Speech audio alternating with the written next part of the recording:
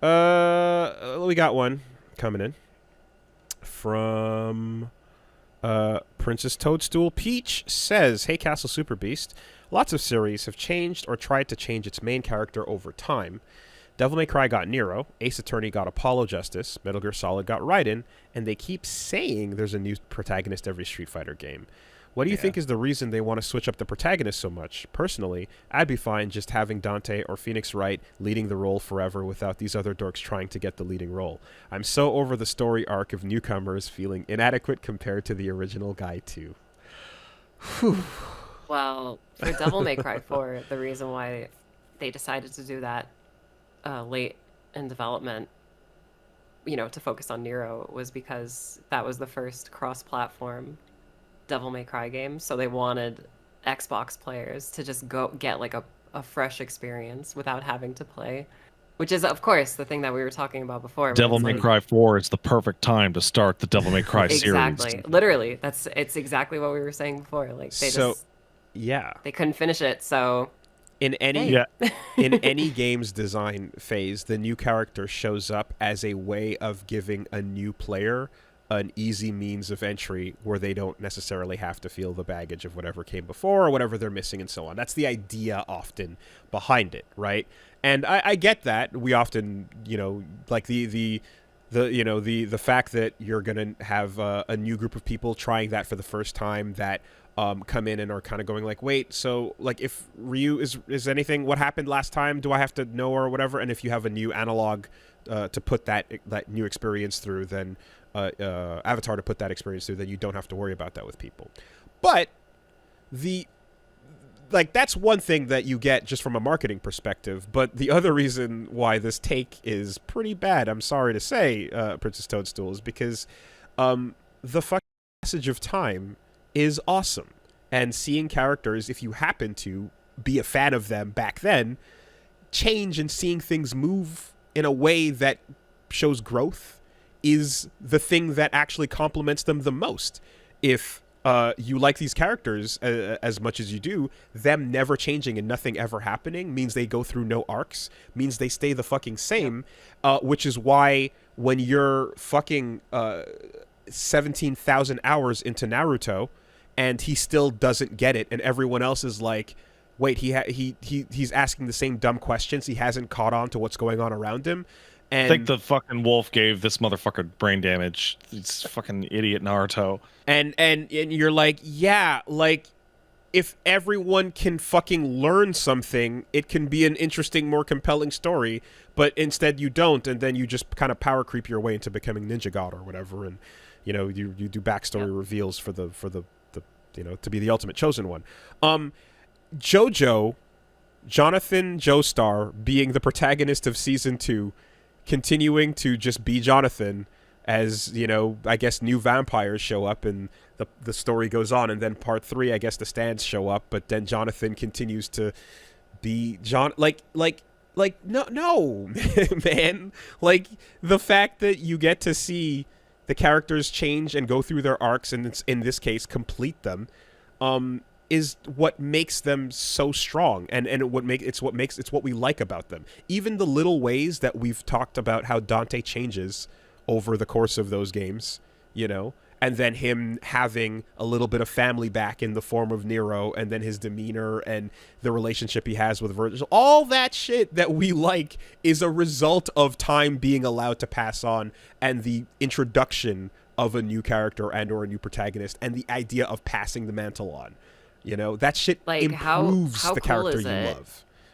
How cool is it that like in DMC5, like Dante is like visibly tired and like really like even kind of monotone for most of that game, but then the second he thinks Virgil might be coming back, he literally comes to life again. Like, you know what I mean? Mm-hmm. Like, if you're somebody that says, I hate Miles Morales, I just don't like him, that's fine. Like, you can not like the new Okay, version. calm down, Miguel. But, yeah, bro, no, it should have been me. But if you are just like, no, I want the thing I want, and I want it to never change because Ryu equals Street Fighter and Phoenix Wright equals Phoenix Wright, and that's at the end of it.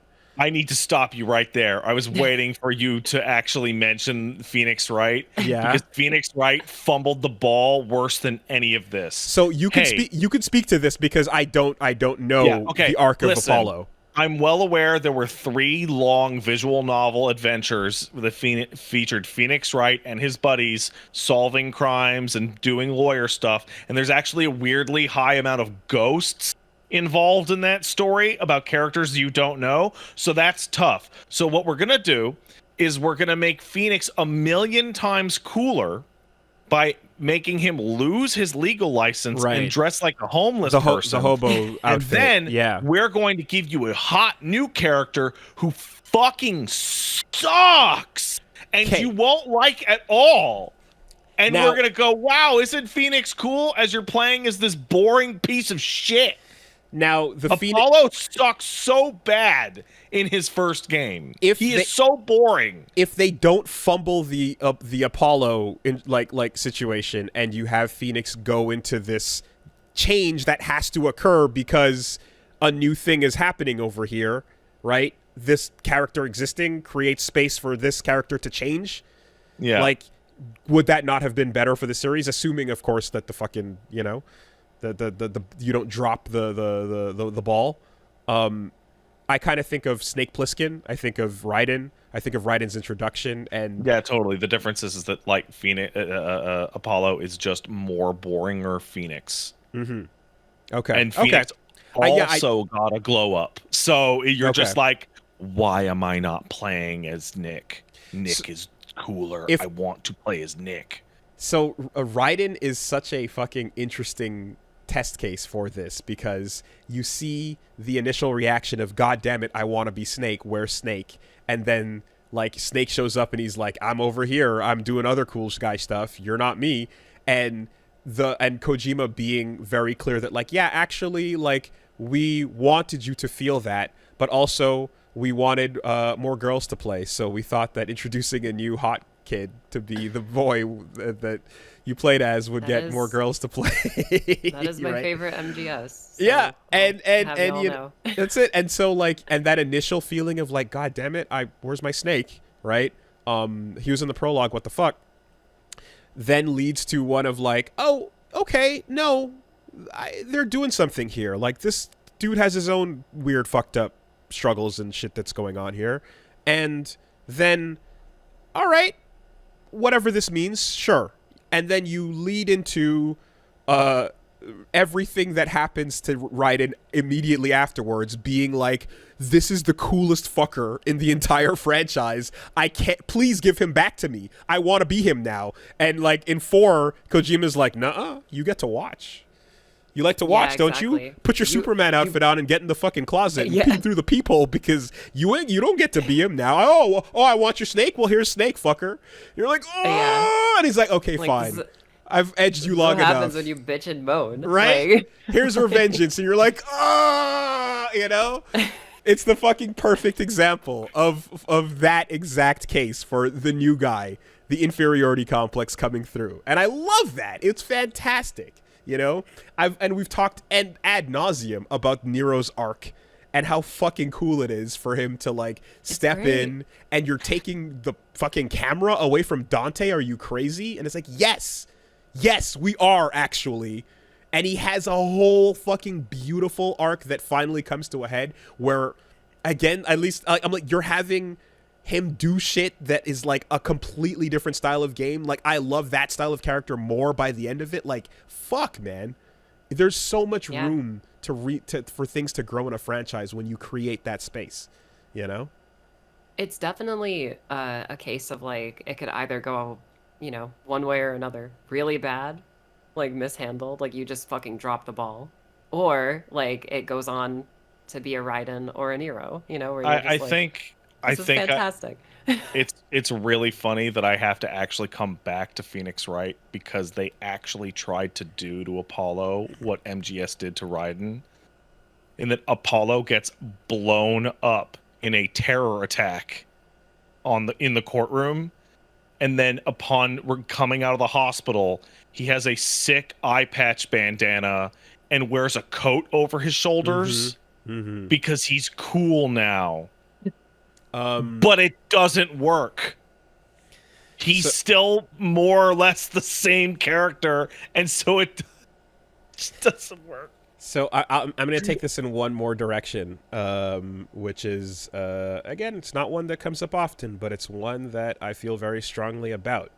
You are reading Vagabond, and you are following the story of Musashi, and as it fucking picks up and goes, you are compelled, you are super drawn in to where it's going to go next, and you know, like what is the next adventure. And at a certain point, it just fucking picks you up and rips you away from him and drops you in front of a baby named Kojiro.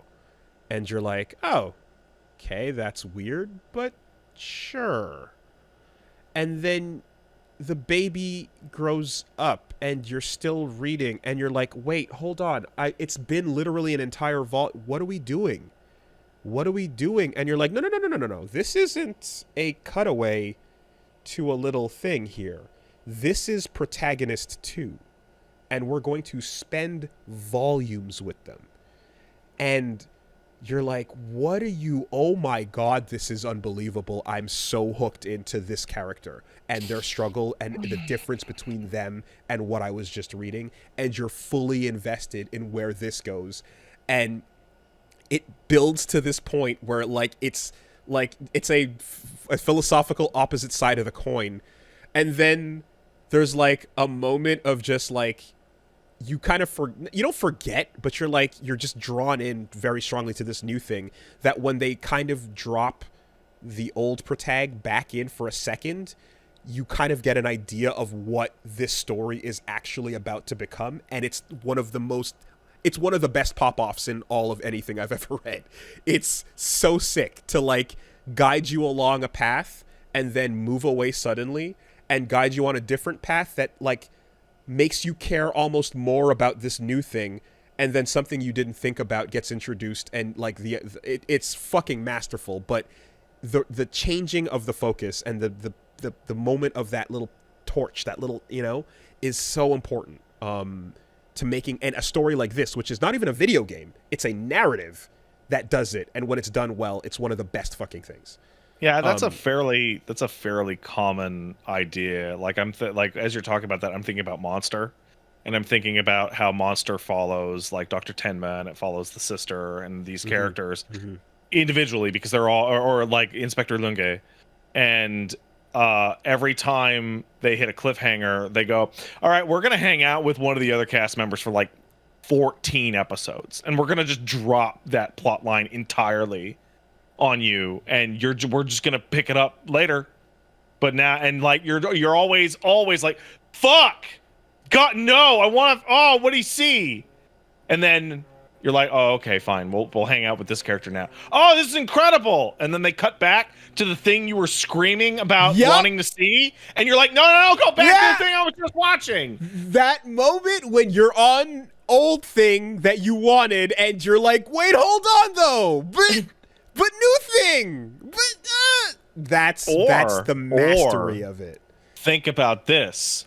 What if you were watching a boxing anime and you cut to your rival Miyata in Thailand, and every time you did, you're like, this character sucks and I don't care. And then they just keep doing it over and over and over. And you're like, wow, this is the shittiest character ever. Why is the author obsessed with Miyata? I don't know. Fuck, I should just skip this goddamn... I'm just going to skip it. I'm just going to skip it. I don't care. Fucking Miyata is like the shittiest rival ever. Oh my God, he's so bad. I mean, Sendo exists. Sendo fucking rules. Get that fucking Naniwa Rocky going on, man. Get the fucking... man. Gotta buy those kids a Super Nintendo. Yeah. No.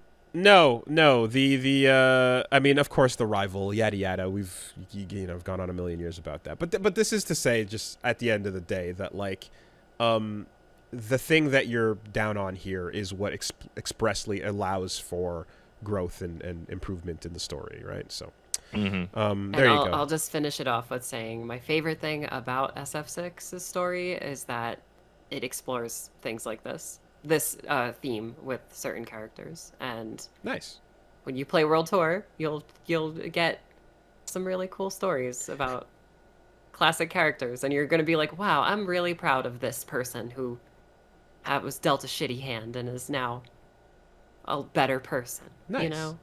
I So- fully expect some of Luke to be inferiority complex, to some degree. But I do appreciate that him and Jamie are just talking shit and fucking otherwise chill guy meets otherwise chill guy, but these two cannot be chill under any circumstances for God knows what reason, It's like, Yeah, all for right, sure. this is the start of something there. Cammy's story, very good, very Nice. good, very, very good.